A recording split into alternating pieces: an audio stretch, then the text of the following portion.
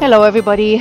I want to talk a little bit more about what you can do with horses that are sort of in the category of what I call the runaway horses. They are on the temperament side called hot horses. They're overly sensitive. They make you feel like you can't use your legs or they'll run off with you.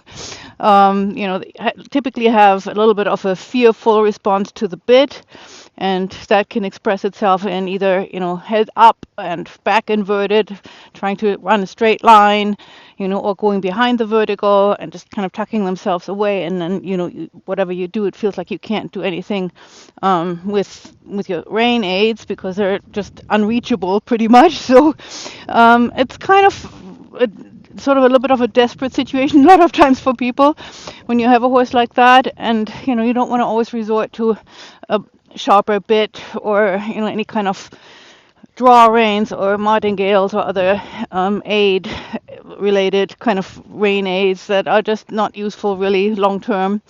And so I think the better way to deal with these kinds of situations is to, ride from your seat and break it down into these super small micro agreements with your horse, where you say, you know what, if we're not going to run, we're going to do everything just in small portions until we can relax enough to expand on these small portions, right? So in the previous video, you could see how I was introducing a horse to walk-trot transitions on the super long rein, and I was using a little teardrop turnaround in case they were running away. And so let's just say you've done that with your horse, and you now have come to an agreement where the teardrop isn't necessary anymore, and you can do a regular walk-trot transition just from your seat, breathing in, cupping the horse into the few steps of sitting trot.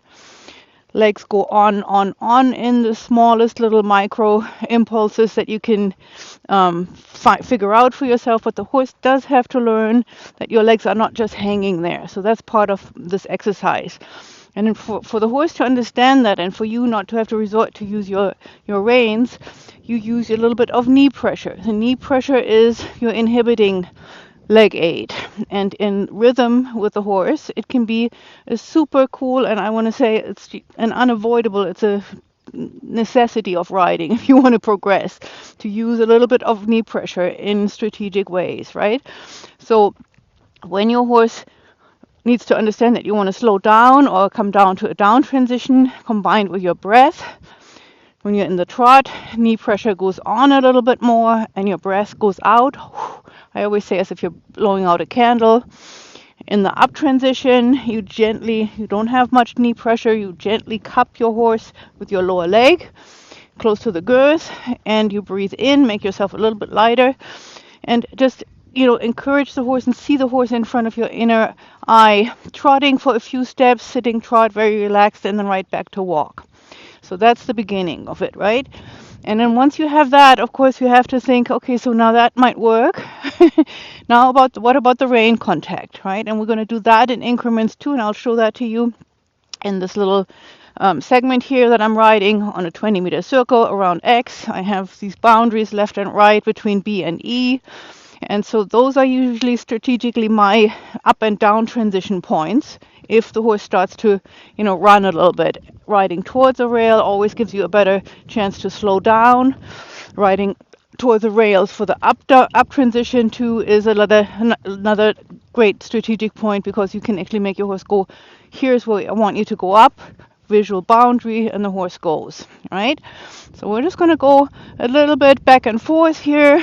And like I said in my previous video, we don't care at all in this kind of riding phase where the horse's head is. And that is part of the deal. You're going to say, okay, up transition, and I'm directing the horse's direction and trying to keep her on the circle. And the circle doesn't have to be like a super precise circle, but with my inside shoulder back, and staying seated on my outside seat bone. Lower legs are giving little micro impulses in the trot.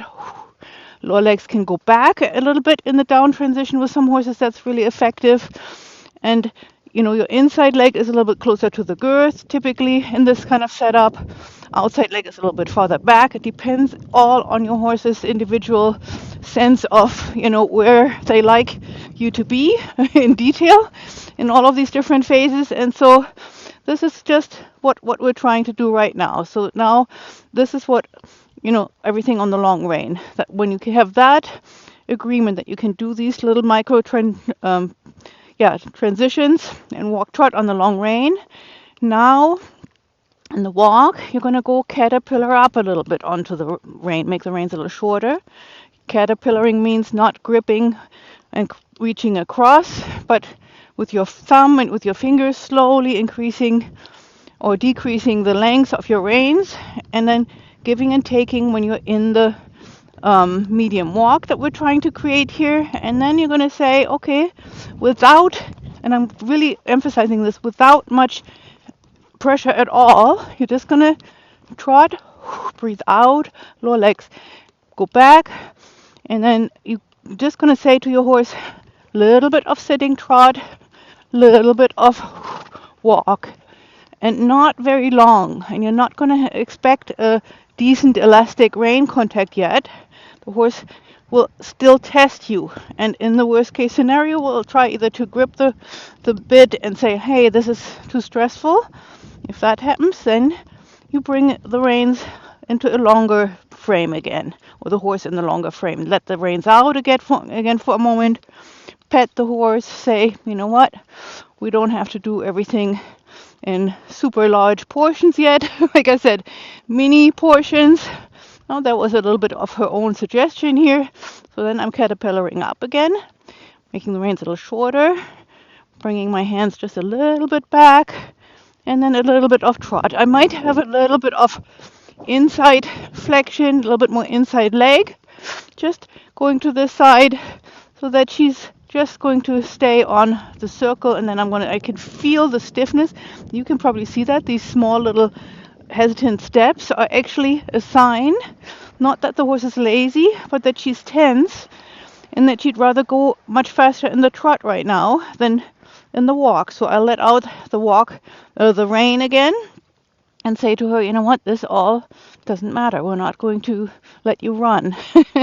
And so then, let's say you do this for a few rounds, and you're starting to feel that maybe things are okay, a little bit more agreeable, and then you can add maybe just a few steps of very low posting trot, right back to sitting, back to walk, breathing out, long rein again. So yeah, and she's asking, stopping almost, like she's like, what, we're not trotting longer? No, because we're saying quality over quantity. I'd rather have a few steps, a half a circle or a quarter of a circle even, of trot without running, and then right back to walk and a long rein. And you can see every time I pick up the reins, very gently, she becomes a little bit hesitant. I always call this stick legs, and I'm just going to go either into shoulder to shoulder as I'm doing here right now, and then I'm cupping her with my legs at a few steps. Again, very light rein contact, a few steps of sitting trot that is not a big rise, so that you don't unbalance or imbalance your horse. Sit the trot again, walk, breathe out, and long rein.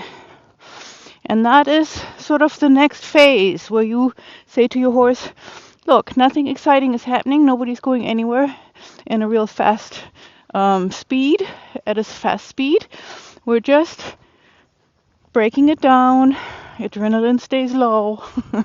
We're riding these little segments with as much ease as possible. And it's up to you to feel your way into how many repetitions your horse can take.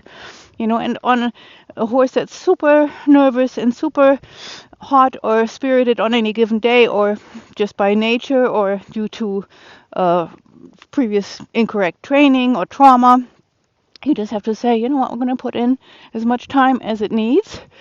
And even if this is little by little expanding, it will ultimately pay off for you. And it's kind of important that you don't skip any of these steps, and I'll go into more detail in the next few videos about more strategic riding patterns that you can use to slow your horse down physically, but also mentally. And the mental part has to do with never letting them glaze over and run into a trance where you're going to go round and round on a circle or on a large arena pattern, sort of all the way on the track, and your horse is just like never settling down. So you have to interrupt the expectation of the horse. I always say that this is going to be highly exciting and stressful, and you're going to say, no, not today. It isn't. And so again, this is another part of the path that you may find yourself on. I hope this was helpful for you, and happy riding. Thank you, Philly. Thank you.